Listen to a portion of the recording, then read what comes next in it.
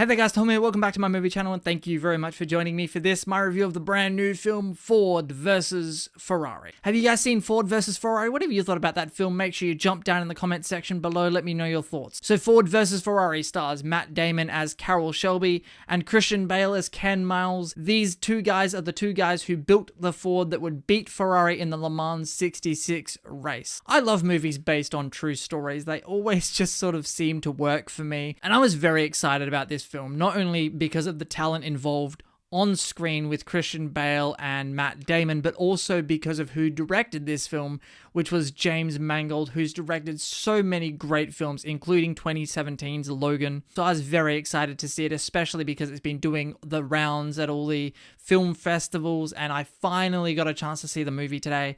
I love this movie. This movie might be my new favorite film of 2019. It's automatically going to make my top 10 of the year list because this film is absolutely fantastic. First of all, just off the performances, Matt Damon and Christian Bale, both of these guys could possibly get nominated and probably will be nominated for Best Actor at the Academy Awards. I wouldn't be surprised if one of them ended up actually winning the Best Actor of the Year award because both of these guys are fantastic in this film. Also, Tracy Letts, who plays Henry Ford II in this film, he is such a great actor. He's not a name that you would think like a studio would typically cast in a role like this because it would have been very easy for them to go out and get a bigger name to play a role this important in a film. And even though it is a smaller supporting role, his presence is felt throughout the movie because he is playing the head of the Ford Motor Company. And one of the things this film does exceptionally well is character relationships and the dynamics between all the characters, because this film has so much tension between the characters, especially as the story progresses. This film is really a story about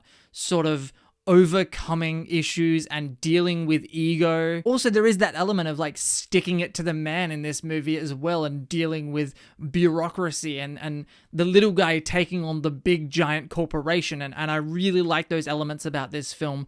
And I think those elements really help make this film as compelling as it is, because even though I'm not a car enthusiast by any means, and again, you don't have to be into cars or car racing to watch this film and enjoy it, this film does such a good job of getting you invested in these characters as well as their performances. They help you get invested in the characters, you get invested in the story, and there's such good interplay with all the different cast members and characters in this film that even though you might not be into car racing, all of a sudden you're really into car racing as it pertains to this movie. Speaking of the car racing in this film, there's a lot of it. The first act of the film, right away, you have a car race, and then in the third act, you have the big car race, the Le Mans 66 race, which is a race over 24 consecutive hours. And this really is a movie where James Mangold gets to put his entire directing talent on display, because the directing in this film is absolutely phenomenal. The way he's directed these racing scenes where you can't tell what's CG and what's done practically, because I know that they did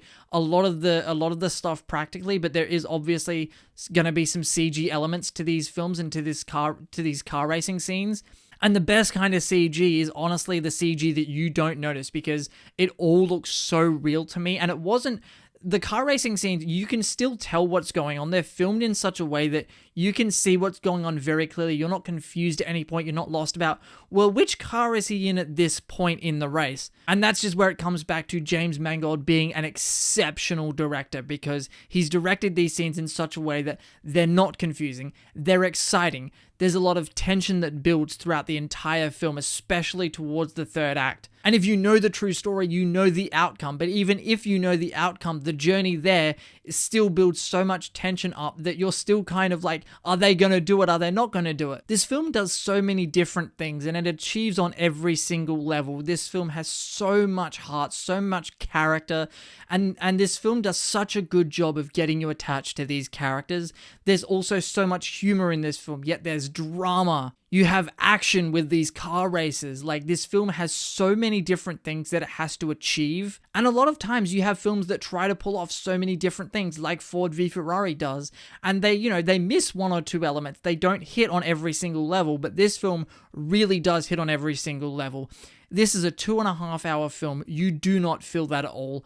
This film is so well paced to me. The first act does drag a little bit, but it's only a little bit. Other than that, the film is exceptionally well paced. And by the end of the movie, you don't feel like you've sat there for 2.5 hours. Like, I could have sat there another 15 minutes. I really don't think it would have mattered to me because I was so invested in this story, in this film, and James Mangold did such a great job directing this film. This film looks beautiful. The performances are all very, very good. Christian Bale is probably, like, if you ask me, with, you know, Matt Damon or Christian Bale, who deserves the Oscar more, I might lean towards just a little, like, I might just edge out Christian Bale a little bit more, but both of these guys are fantastic in this film. And again, one of the biggest compliments I can pay to this film is, like, say, Fighting With My Family earlier this year. You know, I'm not someone who knows a lot about wrestling, but you can watch that film as someone who doesn't know anything about wrestling and still get something out of it.